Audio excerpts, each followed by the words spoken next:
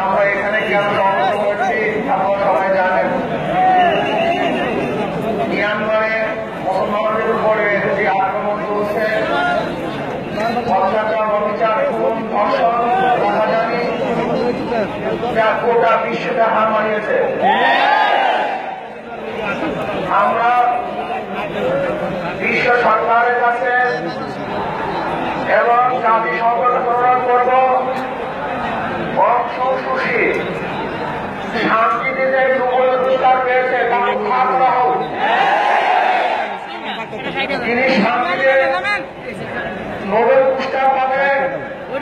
আর তার দেশে নির্বিচারে মানুষ হত্যা হবে, ধর্ষিত হবে, শিশু বাচ্চাদেরকে হত্যা করা হবে, মায়ের সামনে তার মেয়েকে ধর্ষণ করা হবে, বড় ভাইয়ের সামনে তার বোনকে ধর্ষণ করা হবে, বাপের সামনে তার মেয়ে তাকে ভর্তি করা হবে, শ্বশুর বাচ্চাকে হত্যা করা হবে, মানুষকে পুড়িয়ে করা হবে। বাংলাদেশের কোন মুসলমান একটা চিন্তা ঘটনা সহ্য করবে। আমি বাংলাদেশ সরকারকে বলব, যেভাবে মালয়েশিয়ার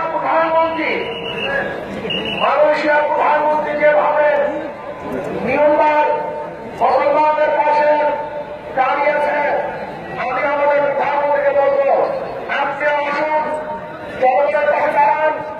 যদি মিয়ানমারের সরকার এই গণহত্যা বন্ধ না করে, মুসলমানদের অত্যাচার বন্ধ না করে, তাহলে তাদের বিরুদ্ধে চিন্তা বন্ধ হবে। সম্মিলিতভাবে আমরা এর প্রধান করব, প্রজাতন্ত্র মুসলিমকে রক্ষা রাখার জন্য ইনশাআল্লাহ চেষ্টা করব। আমাদের সবাইকে সহযোগিতা করার তৌফিক দান